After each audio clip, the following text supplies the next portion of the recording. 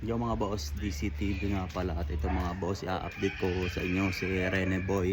At ito mga boss, papasok tayo dito sa oven at ipapakita ko sa inyo si Rene Boy mga boss. At ayan mga boss, ito.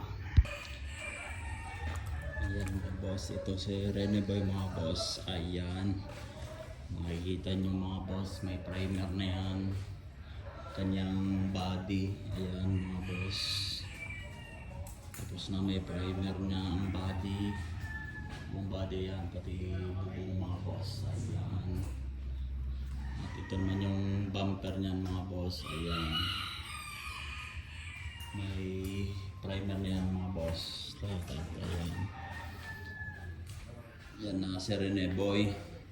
Ngayon ulit natin siya na i-vlog mga boss. At maraming ginawa kaya ngayon ulit tayo nakapag-vlog. Ngayon busy tayo mga boss. At ayan, kita nyo may primer na lahat yan mga boss. Ayan, may lalim naman mga boss yan, pahuli pa yan. I-undercoat din yan mga boss. Ayan, sariwa na ni Rene Boy. At ito naman yung loob mga boss. Ayan, pipintahan din yan mga boss. Ayan, body color din to mga boss pagka natapos yung sa labas. Ayan, kulay pula nga pala to mga boss. Si Rene Boy kulay pula ulit. Ayan, ganda na ni Rene Boy. Ito mga engine bay mga boss, hindi pa din yan, pipintahan pa yan. At ayan mga boss, itong update natin kay Rene Boy. Yung mga bumper naman yan mga boss, yung una tsaka yung mga pinto niya napintahan yun, tapos na. Ayan,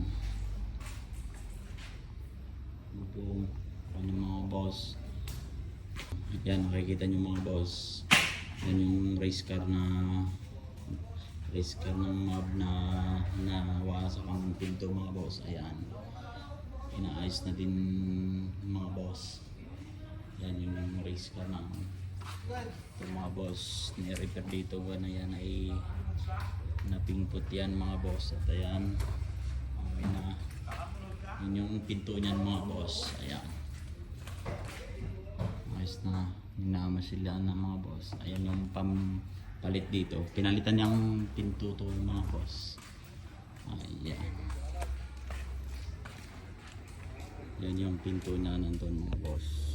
Yun, masika.